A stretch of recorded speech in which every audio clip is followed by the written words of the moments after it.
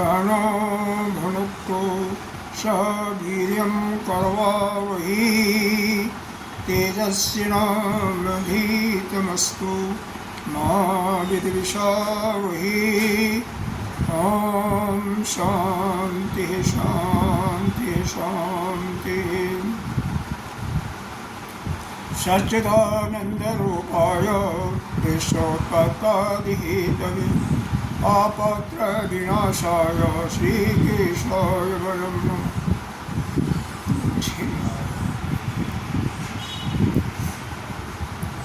नारायणं नमस्कृत्य नरं चैव नरोत्तमं देवीं सरस्वती व्यासं ततो जयमुदीरयेत्। अखण्डमण्डलाकारं व्याप्तं येन चराचरं तत्पदं दर्शितं येन तस्मै श्रीगुरुवे। गुरुर्ब्रह्मा गुरुर्विष्णु गुरुर्देवो महेश्वरः गुरुसाक्षात् परं ब्रह्म तस्मै श्रीगुरुवे नमः। त्वमेव माता च पिता त्वमेव बन्धो च सखा त्वमेव विद्या द्रविणं त्वमेव सर्वं मम देव।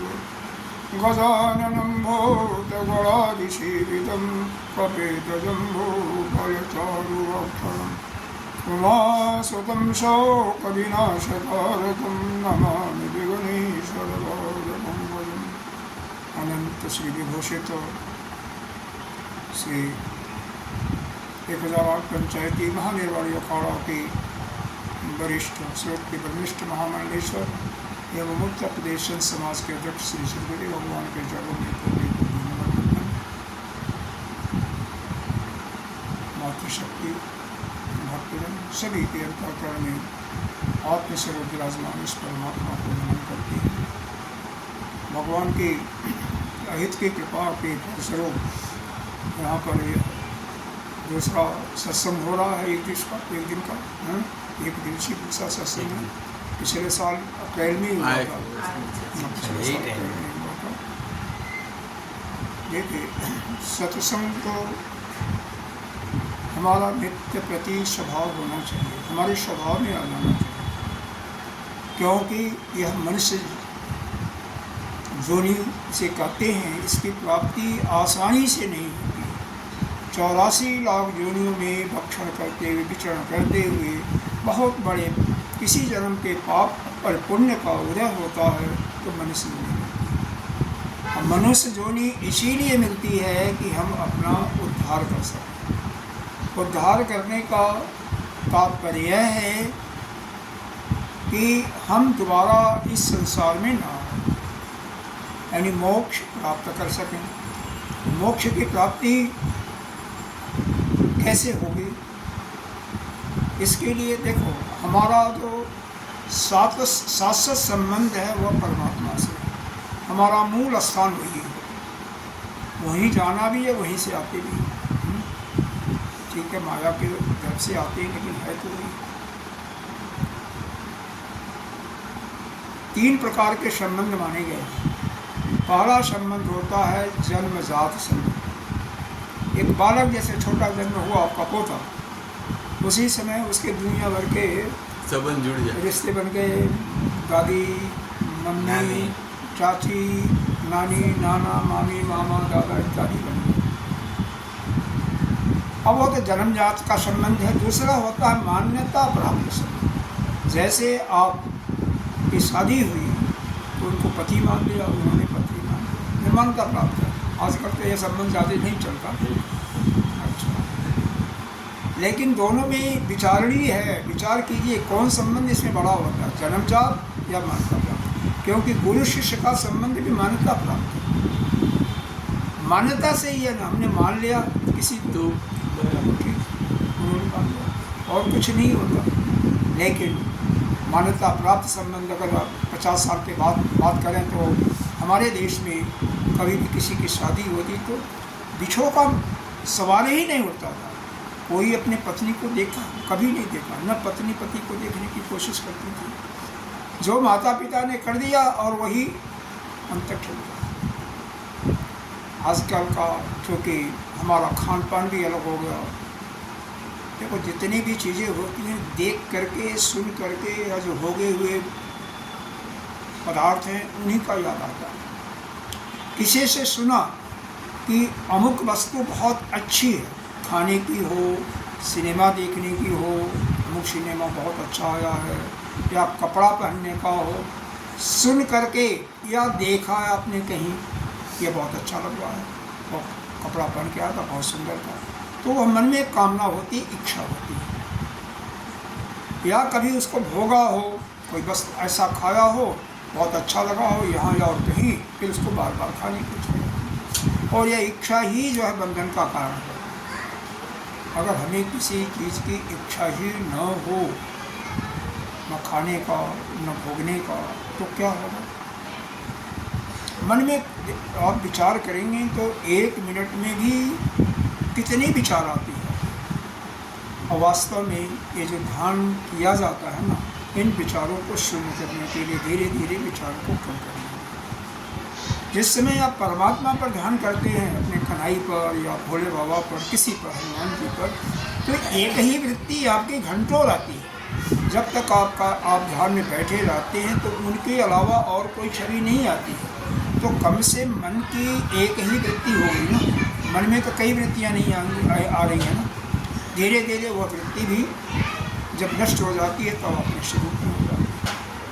वही ज्ञान है, कुछ नहीं। ज्ञान का मतलब मैं कौन हूँ, ईश्वर कौन है, ब्रह्म कौन है, जगत क्या है। जीव, ईश्वर और जगत को जानना, यही ज्ञान है और कुछ नहीं। तो उस ब्रह्म के मुख्य रूप से 2 स्वरूप होते हैं, एक निर्गुण, एक निर्गुण निराकार, क्योंकि उसका कोई आकार है ही नहीं,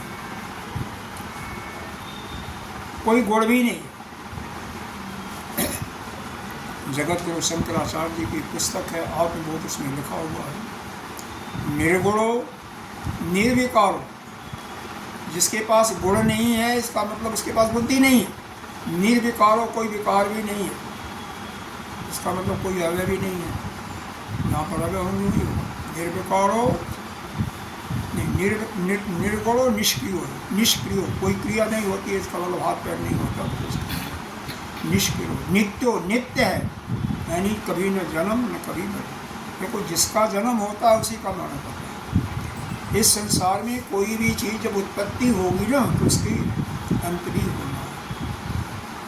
चाहे कोई भी, अरे आपके पुल कई ऐसे बनते हैं, कई ऐसे मंदिर वगैरह बनते हैं कि हज़ारों टन उसमें सरिया सीमेंट लगते हैं, लेकिन 100 साल के बाद, 1000 साल के बाद वो भी नष्ट हो जाता है। यह सृष्टि का नियम है, जो उत्पन्न होगा वो नष्ट होगा। और जो कभी उत्पन्न ही नहीं हुआ, अब जैसे आप कभी उत्पन्न नहीं हुए, आपका शरीर उत्पन्न हुआ, यही अपने को जानना है। तो परमात्मा निर्गुण निराकार, इसीलिए कहा जा रहा है निर्गुणो निष्क्रियो नित्यो निर्विकल्पो। उसके मन भी नहीं है, क्योंकि मन में ही संकल्प विकल्प होता है। निरंजन, निरंजन है, बिल्कुल मस्त। दूसरी लाइन में आता है निर्विकारो, उसके शरीर के कोई अंग नहीं, इसलिए निर्विकार है, कोई रोग नहीं, कोई कुछ नहीं।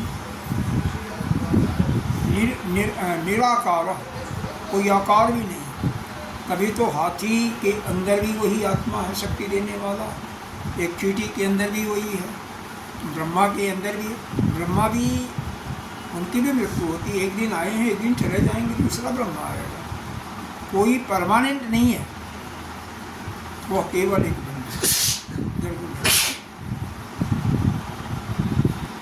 उसी प्रकार से जैसे वह ब्रह्म है निर्गुण निराकार, निष्क्रिय निर्विकल्प को सोचता नहीं है, वैसे ही निष्क्रियो निराकारो नित्य मुक्त से निर्मल, नित्य मुक्त है और सख्य है। उसी प्रकार से आपके शरीर के अंदर ही बैठा हुआ आत्मा, वही परमात्मा ही बैठा हुआ है, जो शरीर को शक्ति देता है, जिसको आप देख नहीं सकते, अनुभव कर सकते हो, और वो अनुभव करने का ही जो बताया जाता है विधा नियम, वही ज्ञान है, कुछ नहीं। उसको अपने अंदर देख लेगा।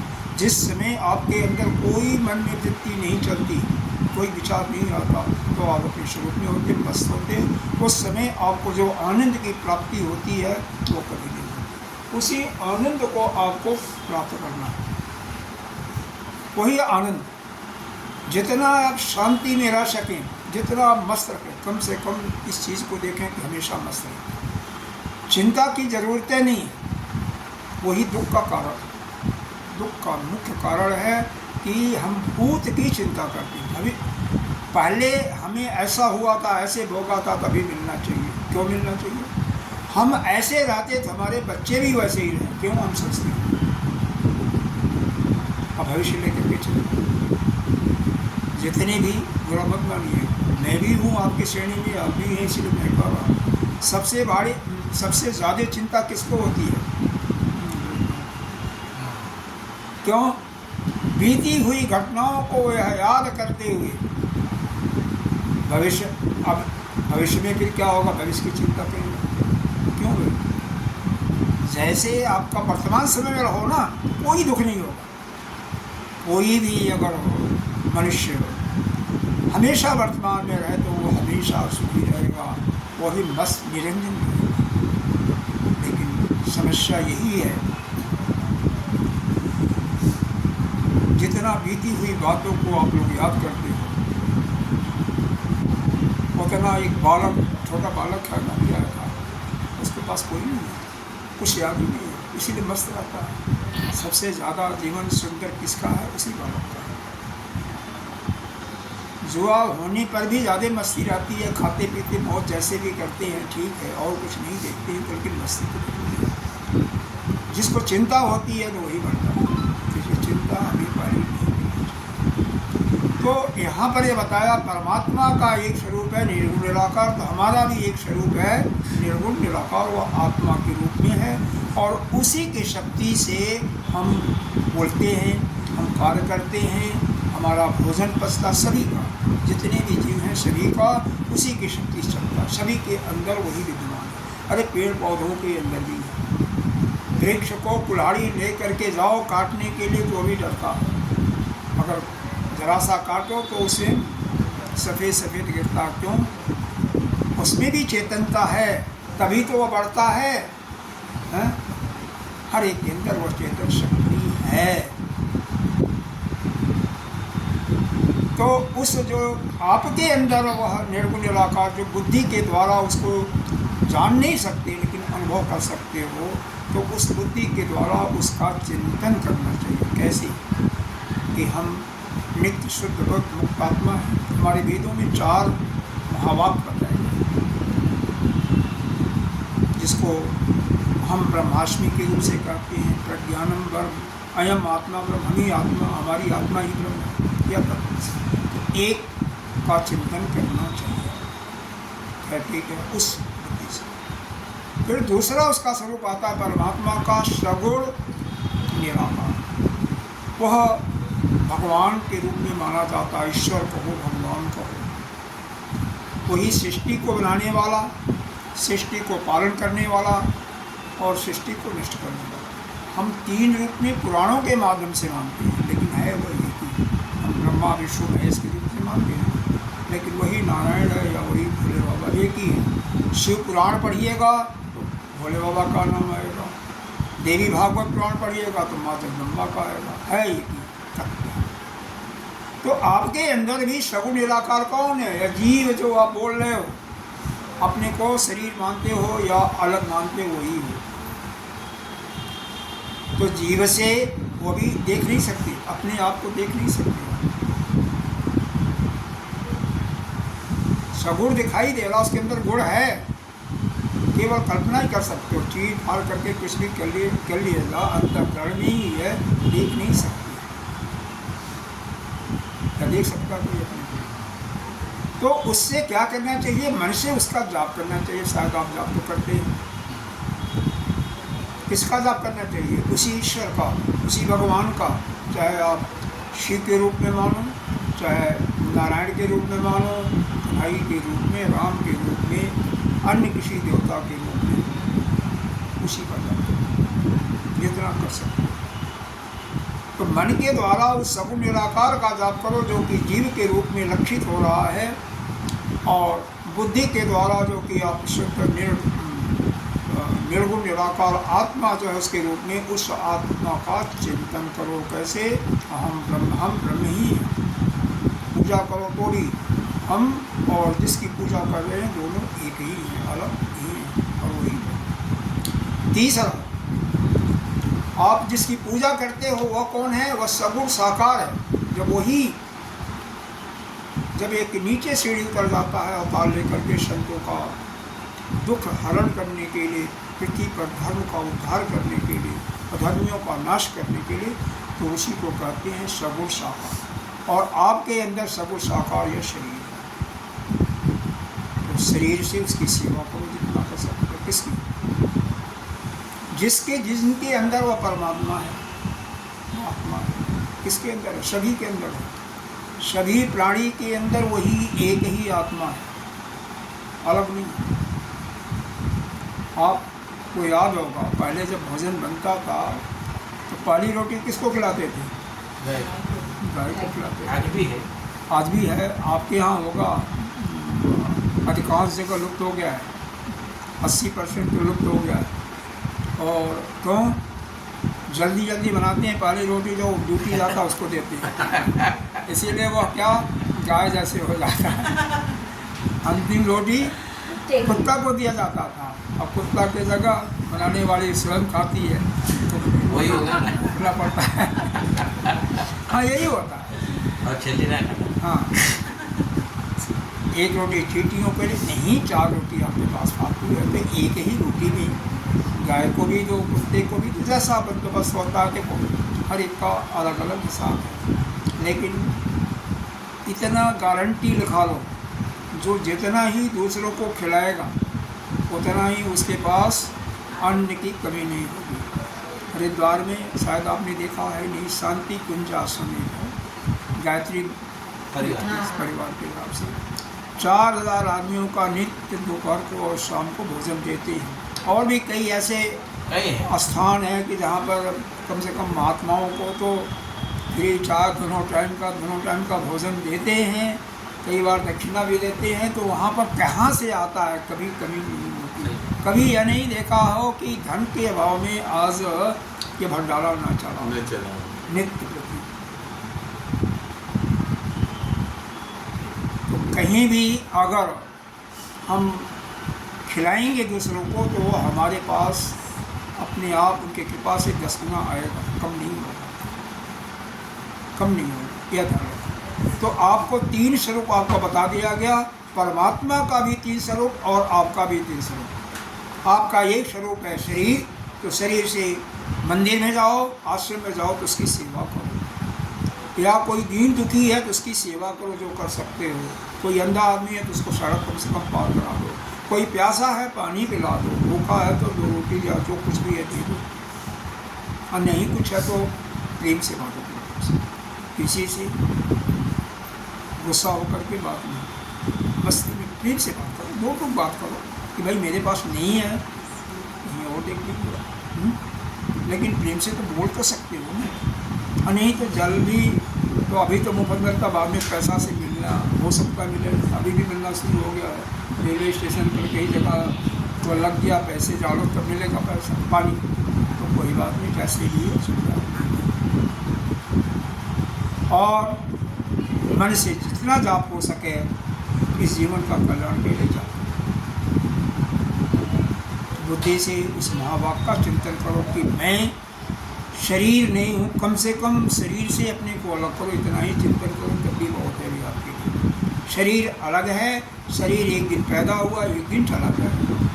जितने भी शरीर दिखाई दे रहे हैं सब पंच महाभूतों से बने हुए हैं, मिट्टी से बने हुए, मिट्टी में मिल जाएंगे। हम नहीं मिलेंगे, हम तो कभी न पैदा हुए न। तो 4 प्रकार की साधना होती है, यहाँ पर तो 3 प्रकार का बताया। एक उपासना यानी जाप, चिंतन बुद्धि के द्वारा, और एक सेवा। ठीक। अब इसी को गीता जी के माध्यम से हम 4 प्रकार के भगवान कहते हैं कि आप कुछ मत करो, अपने मन और बुद्धि को मेरे को दे दो, मैं तुम्हारा ध्यान रखूँगा। यह गीता जी के 12वें अध्याय का श्लोक में बता देता हूँ। मयि एव मनोदस्त्व मयि बुद्धि निवेशय निवेश्यसि मय्येव अत ऊर्ध्वं न संशयः। भगवान यह कहते हैं कि तुम अपने मन और बुद्धि को मेरे को दे दो। मेरे अंदर जैसे पैसा होता है ना, बैंक में एफडी कराते हो, शेयर मार्केट में शेयर लोग खरीदते हैं, म्यूचुअल फंड में पैसा डालते हैं, वैसे ही हमें पैसे नहीं चाहिए, हमें कुछ नहीं चाहिए। हमें क्या चाहिए? अपने मन को दे दो। मन को देने का, बुद्धि को देने का मतलब पूर्ण रूप से उनको अपने को समर्पित कर दीजिए, जैसे अर्जुन ने अपने को भगवान कृष्ण को समर्पित किया कि तुम्हारा ही आश्रय है, हम तुम्हें समर्पित करते हैं इस शरीर को, मन को, अपनी बुद्धि को, जो जैसे कराना हो करो। तो भगवान क्या कहते हैं कि मैं तुम्हारे गारंटी लेता हूँ, तुम्हारी ऊर्ध्वगति होगी, कभी भी अधोगति नहीं होगी। मय्येव मनोदस्त्व मयि बुद्धि निवेश्य, मेरे अंदर अपने मन और बुद्धि को निवेश करो और लगा दो, यानी समर्पण करो। मय्येव मनोदस्त्व मयि बुद्धि निवेश्य निवेशस मय्येव, तो मेरे अंदर ही अगर निवेश करोगे तो ऊर्ध्वं न संशय, तुम्हारी ऊर्ध्वगति निश्चित रूप से होगी, कोई उसमें जरा सा भी नहीं। अरे भगवान गारंटी दे रहे हैं, हमें मानना चाहिए। एक दुकानदार जो होगा पड़ोस में गारंटी देता है कि मेरे कहने से ले लो, या साल भर के अंदर कोई कमी आती है, कोई सामान है तो मैं मेरे पास है ना, मैं फेंक दूँ, उसकी गारंटी मान लेते हैं। परमात्मा दे रहे हैं तो नहीं मानते। और बताया उन्होंने, सर्वधर्मान परित्यज्य मामेकं शरणं व्रज अहं त्वां सर्वपापेभ्यो मोक्षयिष्यामि मा शुचः। तुम सभी धर्मों को छोड़ करके मेरे को ही सहारा ले लो, अर्पण कर दो, मैं तुम्हारा गारंटी ले रहा हूँ, तुम्हारा सब कुछ वो करूँगा। 9वें अध्याय में भी बोला इस प्रकार से, जगह जगह भगवान ने बोला कि मेरा ही जो भगवान को किसी रूप में अपना लेता है, यह कोई आवश्यक नहीं है कि घर के 5 लोग हैं, एक ही की सेवा, एक ही को माने। हो सकता है आपके देव शिव हों, आपके कन्हई हो सकते हैं, आपके लड्डू गोपाल हो सकते हैं, कोई भी सब में एक ही तत्व है, उसकी चिंता नहीं करो, वही कल्याण करेंगे। उस परमात्मा के साथ एक रिश्ता बनाओ। वेदों ने यही कहा है कि जब तक आप रिश्ता नहीं बनाओगे तब तक वो आपका नहीं बनेगा। क्यों? संसार में जो संबंध कैसे बनाया हुआ, संबंध मान लिया ना कि हमारी बहू है, पत्नी है, पोता है, बेटा है, तब उसके साथ उसका ख्याल रखते हो आप। तो भगवान को जब अपना बेटा बना लोगे या अपना पिता बना लोगे, पत्नी बना लोगे, वो तो हर चीज़ बनने के लिए तैयार है।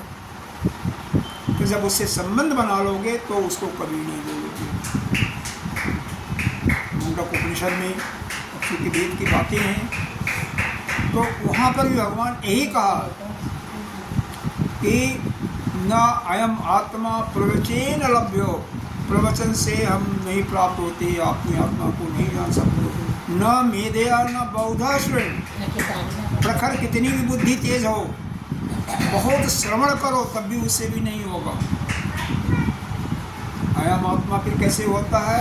व्यढ़ेत तेन लभ्य, जो उसको वर्ण करता है भगवान को, उसी को प्राप्त होता है। इसलिए कम से कम उसके साथ अपना एक रिश्ता बनाओ।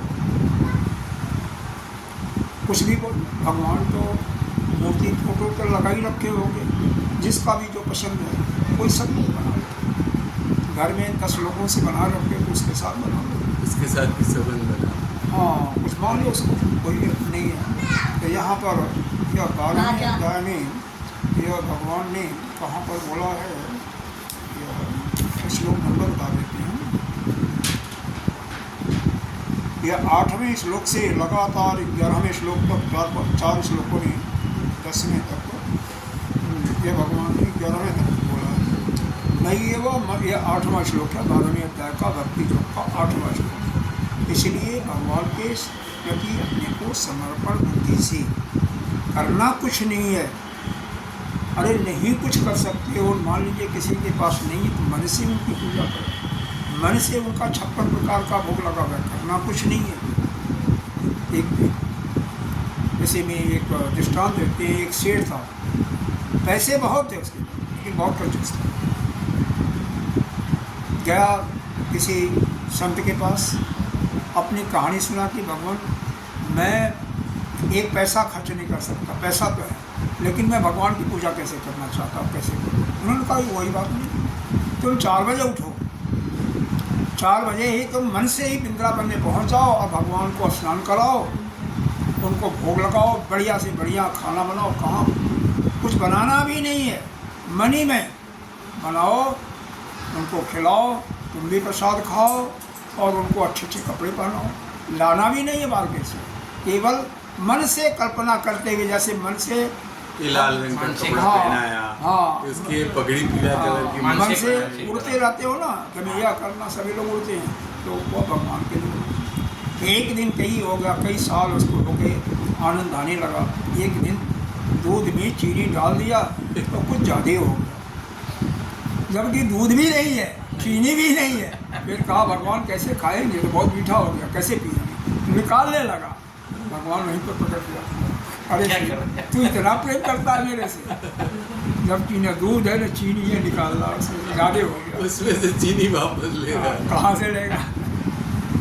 तो भगवान तो वही ऐसे हैं, भाव के भूखे हैं, उनको कुछ नहीं चाहिए, केवल प्रेम के भूखे हैं। उनसे रिश्ता बनाओ और नित्य प्रति यह नियम रखो, चाहे कुछ भी हो जाए, उस भगवान को नित्य प्रति स्नान कराते हो, मनी मन कराते हो, भोग लगाते हो, तो स्नान भी कराओ, भोग भी लगाओ, जरूर लगाओ। जो जो खाता है उसको वही खिलाओ।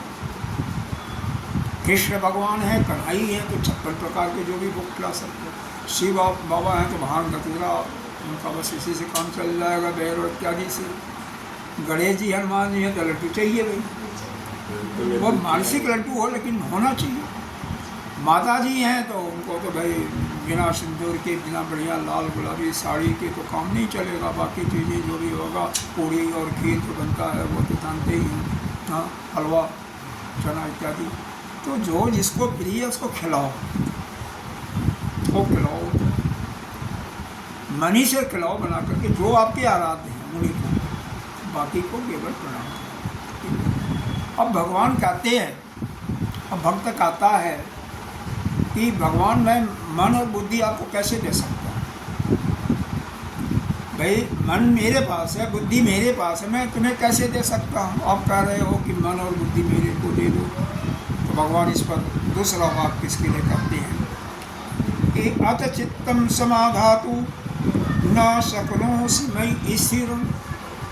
अगर तुम्हारा चित्त इसमें नहीं जमता है, एकाग्र नहीं होता है, अपने मन बुद्धि को हमारे पर समर्पण नहीं कर सकते हो, स्थिर नहीं कर सकते हो, तो क्या करो, अभ्यास अभ्यास योगेन ततो माम इच्छा प्राप्तुम धनंजय। तुम अभ्यास करो, किसका, मेरे को प्राप्त करने का। इस अभ्यास में क्या करना है, अभ्यास में क्या करना है, भगवान के वही नाम का स्मरण करना, नहीं कुछ तो ओम शब्द का करो, जो आपको अच्छा लगे। अभ्यास और वैराग्य, साथ में संसार से कुछ वैराग्य भी करते हो। तो जितना ही अभ्यास करोगे, किसका, वही एक मंत्र जो जाप करते हो, वही भगवान को प्राप्ति का रास्ता बनेगा। कोई नारायण का कर रहा है तो नारायण के तो कई मंत्र हैं, ओम नमो भगवते वासुदेवाय, ओम नमो नारायणाय, जो मर्जी हो। शिव का तो बहुत सिंपल है, ओम नमः शिवाय। सूर्य के तो 12 मंत्र हैं, ओम सूर्याय नमः, ओम मित्राय नमः, ओम भानवे नमः, ओम भास्कराय नमः, ओम खगाय नमः, ओम कोषणे नमः। तो किसी एक मंत्र पढ़ लो जो आपको अच्छा लगे। माता का एक ही मंत्र है, ओम ऐं ह्रीं क्लीं चामुंडाई विच्चे। वैसे तो कई मंत्र हैं लेकिन मेन यही है। तो जिसका है एक ही, यह कि सभी मंत्र नहीं जपना, एक उसी का ज़्यादा संध्या के रूप में गायत्री मंत्र का जाप कर सकते हो, 3 माला 2 माला जो भी करते हो, लेकिन बाकी तो एक ही मंत्र का, एक ही भगवान का ध्यान, एक ही माला भी हो। लेकिन माला गायब हो जाए या माला टूट जाए तो बनाना तो पड़ेगा, दूसरा वो बात अलग है, वो तो करना पड़ेगा, शरीर भी टूट जाता है। तो यहाँ पर अभ्यास के द्वारा जितना हम अभ्यास करेंगे, किसका, बारंबार उसी के सुमिरन करने का, उसी का सुमिरन जितना ही हमारे से बढ़ता जाएगा उतना ही वह उसके प्राप्ति होगी और हम अपने आनंद में। हमारे सामने बैठे हुए हैं महाराज जी, क्या नाम है आपका?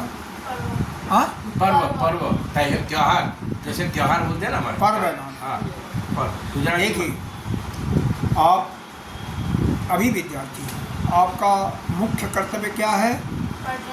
पढ़ाई करना। ठीक, पढ़ाई करने के लिए, विद्या को प्राप्त करने के लिए पहला यह है कि सुबह कम से कम, मैं ये नहीं कह रहा हूँ कि 4 बजे जगो, मैं जिस समय सूर्योदय उदय होता, सूर्य भगवान की लालिमा निकलती, उसके पहले स्नान करके तैयार हो जाओ और उनको 1 लोटा जल दे दो।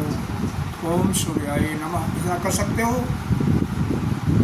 देखो वादा है, फिर मैं कम से कम अगले साल तो मिलूंगा, अगर बीच में नहीं मिला तो अगले साल फिर मिलूंगा पक्का, किसी में नहीं। कुछ नहीं करना, हो जाएगा कि नहीं, सोचना विचारना नहीं। उदय होते हुए सूर्य को 1 लोटा या 1 गिलास जल दे दो, ऐसे ही ओम सूर्याय नमः ऐसे करके, ऐसे परावर्तित होकर के वह किरण आपके शरीर में पड़ेंगे। आप कभी बीमार भी नहीं पड़ोगे। ये भी मेरे से गारंटी निकालो, नोट कर लो, अगर करना शुरू किया तो, नहीं किया तो नहीं। बुद्धि भी बहुत जागृत हो जाएगी, आपकी तेज हो जाओगी। हनुमान जी के वो गुरु हैं, हनुमान जी के गुरु सूर्य भगवान हैं। ज्ञानी नाम अग्रण्य, जो हनुमान जी को क्या कहते हैं, ज्ञानियों में सबसे श्रेष्ठ हैं। और उनके भी उनके गुरु तो भी समझ में आ रहा बेटे? पर्व जी कर लोगे? पक्का वादा है? मैं रिपोर्ट इनसे लेता रहूँगा। ठीक है। दूसरी बात, उड़ करके एक काम और करना है, पहले स्नान करने के पहले भी कर सकते हो।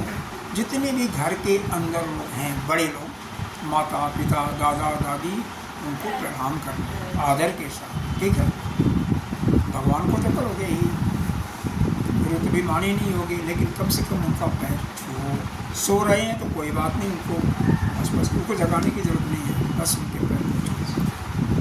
आप जग जाओ, जगना चाहिए, पहले उनको प्रणाम करो, बस कुछ नहीं।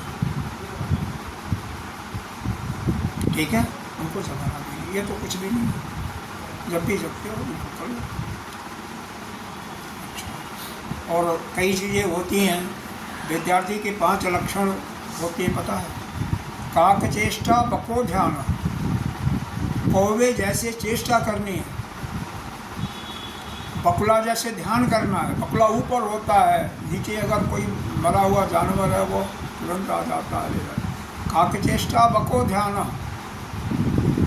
श्वान निद्रा तथैश्च, जैसे कुत्ता होता है ना, सोता है और फिर जैसे ही हलचल हुआ तैसे जग जाता है, वैसे ही पढ़ाई करनी है तो बहुत ज़्यादा नहीं सोना है, लेकिन जितना नींद आपको चाहिए, 6 घंटा 7 घंटा भी बालक हो तो कम से कम तुम कभी 7 घंटा सो सकते हो, तुम 8 घंटा सो सकते हो, छोटे बालक 8 घंटा सो।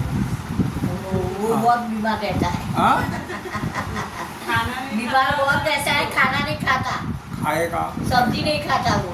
हाँ खाना चाहिए बेटे, सब्जी खाओ, हरी सब्जी विशेष करके खाओ। और जाते नहीं खाता, खिलाए तो खाए।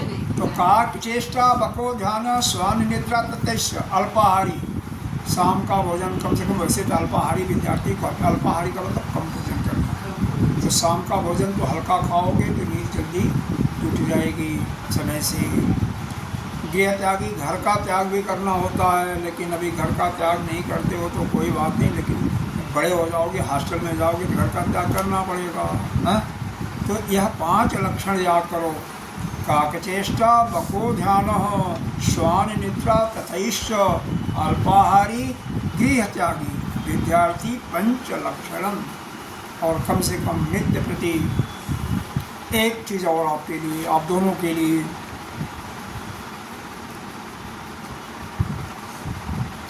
Once reading thrice thinking 13 writing. एक बार किसी चीज़ को पढ़ रहे हो तो 3 बार मनन करो।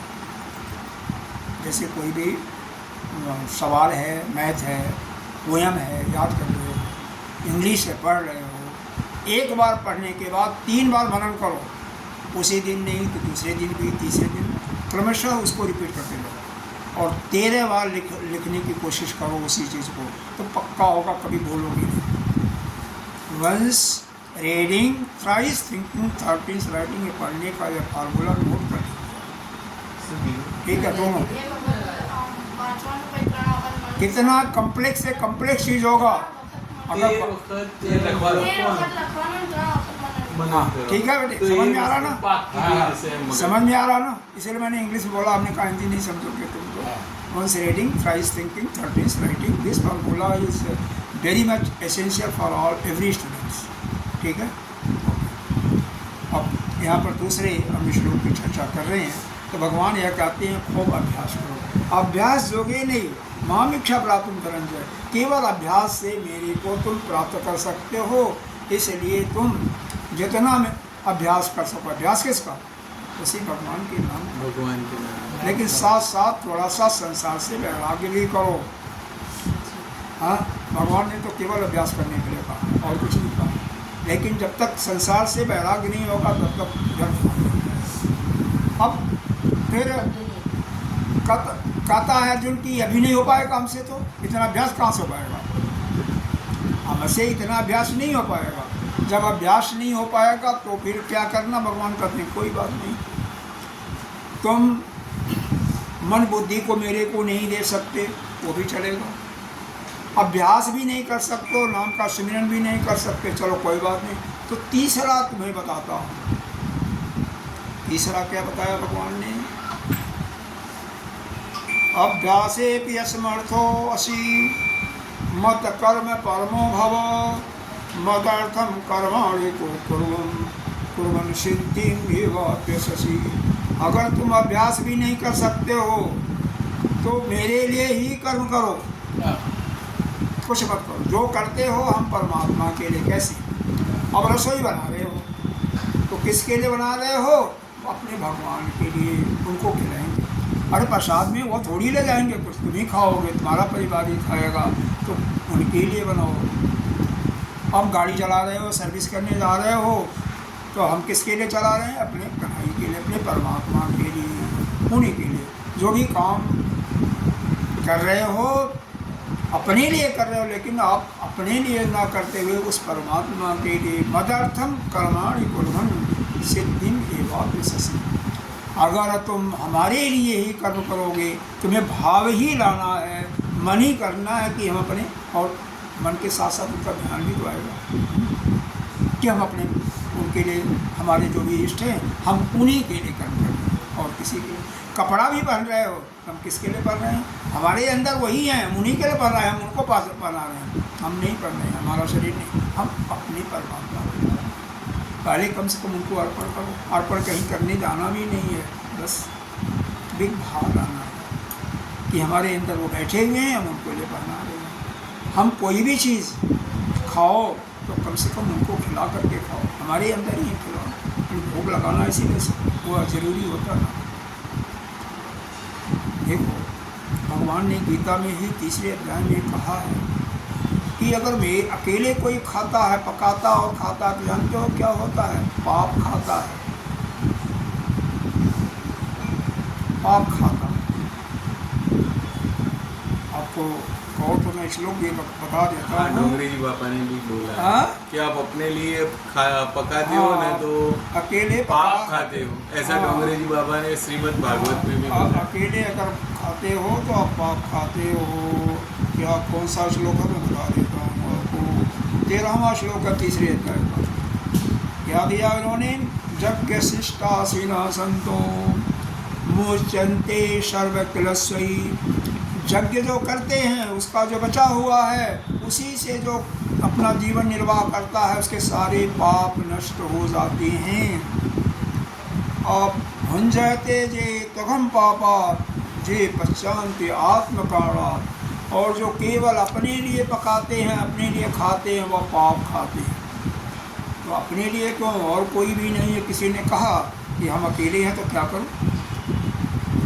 तो भाई परमात्मा तो है, इसीलिए पहले उसको नहीं कुछ मंत्र आता, कोई बात नहीं, आप हाथ जोड़ करके कि भाई तो तुम्हारा ही दिया हुआ, तुम भोजन करो, ग्रहण करो। करना कुछ नहीं है, और आचमन पहले भी करना चाहिए, बाद में भी करना चाहिए, भोजन समाप्त होने के बाद। तो परमात्मा को अर्पण करो, उनके लिए बनाओ, अर्पण करो और फिर खाओ। अकेले नहीं, सभी परिवार के सभी सदस्य को खाओ प्रसाद के रूप में। और जब परमात्मा के लिए आप बनाओगे और प्रसाद के रूप में पूरा परिवार खाएगा, इसीलिए एक साथ खाते हुए बात भी नहीं करनी चाहिए, टीवी नहीं देखनी चाहिए। तो क्या होगा, सभी लोगों में आपस में प्रेम भाव भी बढ़ेगा। प्रेम भी तभी बढ़ता है। कम से कम एक समय तो ऐसा निकालो, क्योंकि भीड़ भाड़ का जीवन आजकल हो गया है, कि शाम को सभी लोग इकट्ठा बैठे आपस में निश्चित रूप से प्रेम बढ़ेगा। यही तरीका है जीवन निर्वाह करने का। एक साथ कोशिश करो, यह नहीं अरे 10-5 मिनट की बात है, किसी का इंतजार कर लो, उसमें क्या है। बहुत विशेष बात हो गई तो बात अलग है। अब कोई मान लो है ही नहीं है, बाहर गया है या बहुत लेट आएगा तो बात छोड़ दो, लेकिन प्रयत्न ये रखो कि साथ में मिलके खाओ। कोशिश करो इकट्ठा मिलके खाओ। एक साथ खाएं, चाहे बच्चे हों, चाहे बुढ़े हों, चाहे आपस में प्रेम बनता है सब। और सिवाय भोजन के प्रति जो काम करो उसी में ध्यान लगाओ, अलग अलग ध्यान नहीं होना चाहिए। जो भोजन करो भोजन में ध्यान लगाओ। यह नहीं कि वहाँ पर आप आपस में हाल चाल पूछो, तुमने क्या किया, दिन में क्या होगा, कुछ नहीं, केवल भोजन साथ में करो, सबको परसो। प्रसाद के रूप में, प्रसाद के रूप का मतलब जो कुछ है बांट करके खाओ। यह नहीं है कि इतना भर लो कि आपस हो जाए, आपस नहीं होना थोड़ा है।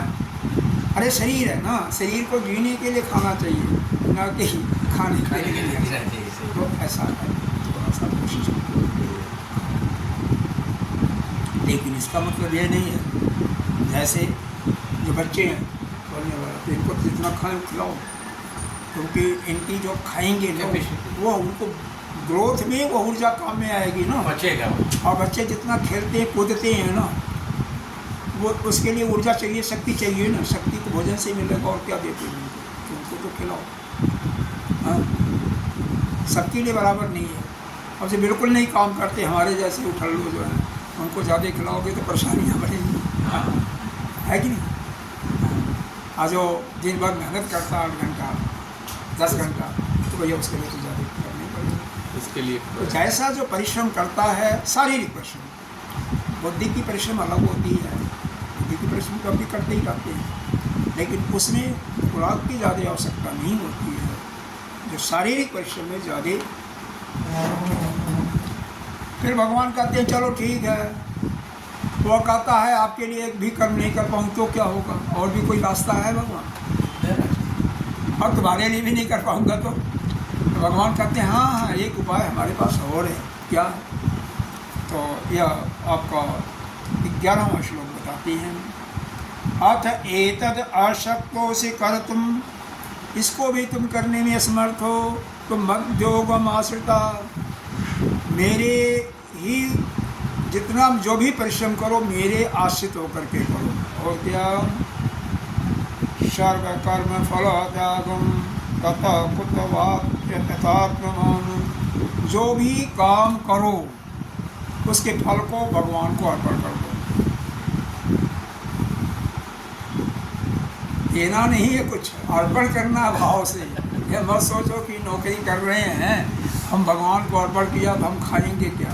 वो कुछ लेने वाले नहीं हैं, उनको न तुम्हारा पैसा चाहिए न अन्न चाहिए।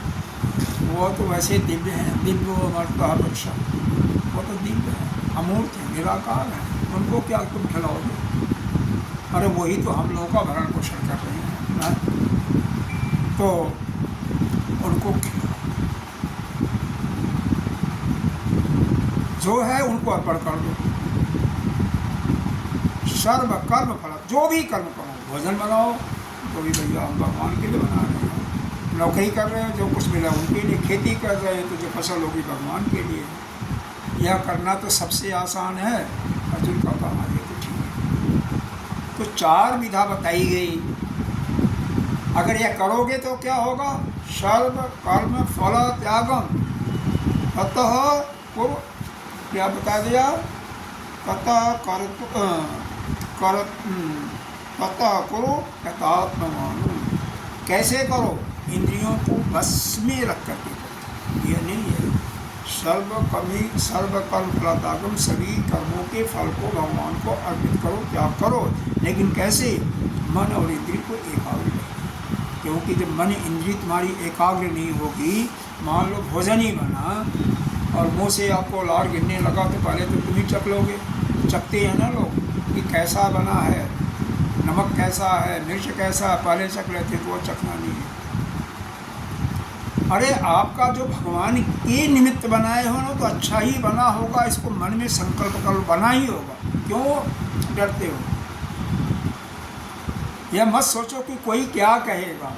कोई अगर बाहर का भी आ गया है, आपका बहुत खास आ गया है, तो भी हम परमात्मा के लिए बनाए हैं, जैसा बनाए हैं वही।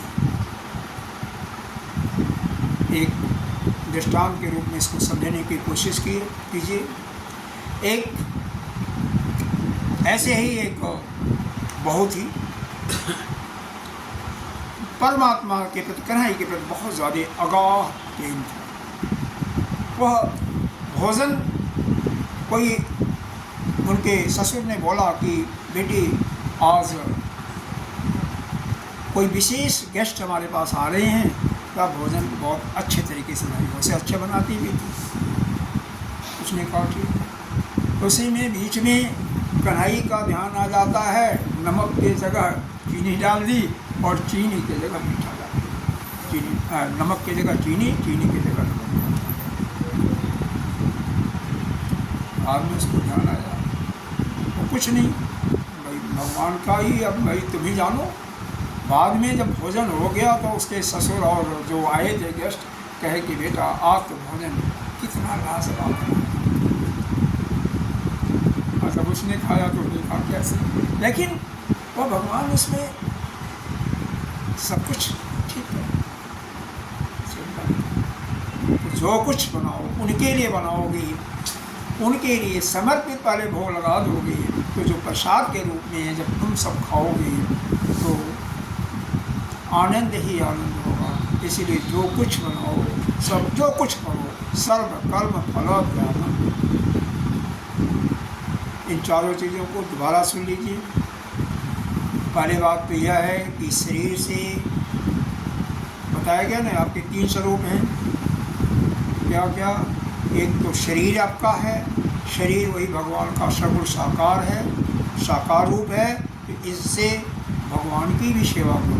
भगवान के सदृश चूँकि सभी जीवों में हैं, तो सभी जीवों की जो अनाथ हो, जो असहाय हो, उसकी सेवा करो। मन से उसका ईश्वर का जाप करो, परमात्मा का जाप करो, जिसको भी मानते हो। और बुद्धि से माँ बाप का चिंतन जितना कर सकते हो, कम से कम हम शरीर नहीं है इसका तो चिंतन करो। इसके बाद कोशिश आप एक करो, और भी सभी को करना चाहिए।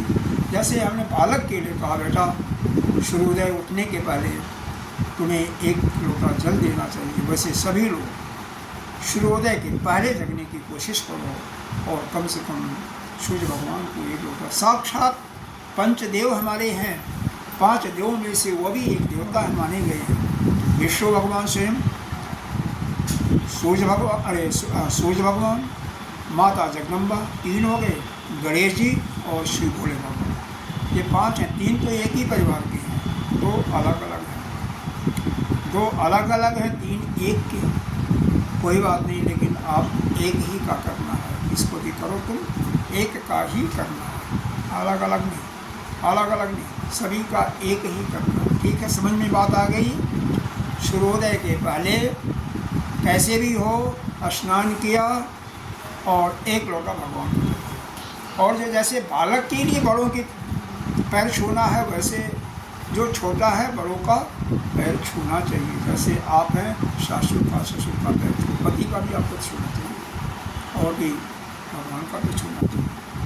ये इतना काम करने के बाद 4 चीज़ें जो बताया गया, अगर मन बुद्धि भगवान को समर्पित नहीं कर सकती हो तो दूसरा काम करो, अभ्यास करो उसी जाप का, संसार से वैरा का। वो भी नहीं कर सकती हो तो जो कर्म करो परमात्मा के लिए ही करो।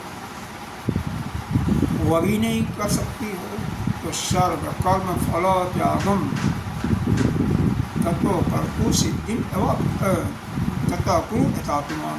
मन और इंद्रिय को वश में करके सभी कर्मों के फल को त्याग, कि हमें कुछ नहीं चाहिए, जो भी इसका फल होगा वो सब आपके लिए है। हालांकि वो आपको ही मिलना है, और जो कुछ है उसी से संतुष्ट। 24 घंटे मिलते हैं, कम से कम 8 घंटा संसार का कार्य कर रहे तो भगवान के निमित्त करो। 8 घंटा कम से कम सत्संग सुनो, 1 घंटा वीडियो में सुनो। कई संतों का है 2-2 तो मेरे ख्याल से नित्य प्रति मेरा सत्संग आता ही है। औरों का भी आता है, किसी का जिसका मर्जी करो सुनो, जो मर्जी करो सुनो। आपस में भी बात कर सकते हो। बहु के पड़ोसी भी कोई आ गई, भाई ठीक है भगवान का। जैसे गोपियाँ क्या करती थी, उस कढ़ाई की चिंतन हमेशा करती रहती थी, कैसे भगवान है, कितना सुंदर है, कैसे बोलता है, कैसे हंसता है। वैसे ही भगवान की लीलाओं का वर्णन करो, उसी में अपने को लगा दो। बस यहीं पर हम आज का समाप्त करते हैं। ओम पूर्णमदः पूर्णमिदं पूर्णात् पूर्णमुदच्यते पूर्णस्य पूर्णमादाय पूर्णमेवावशिष्यते। ओम शांति शांति शांति।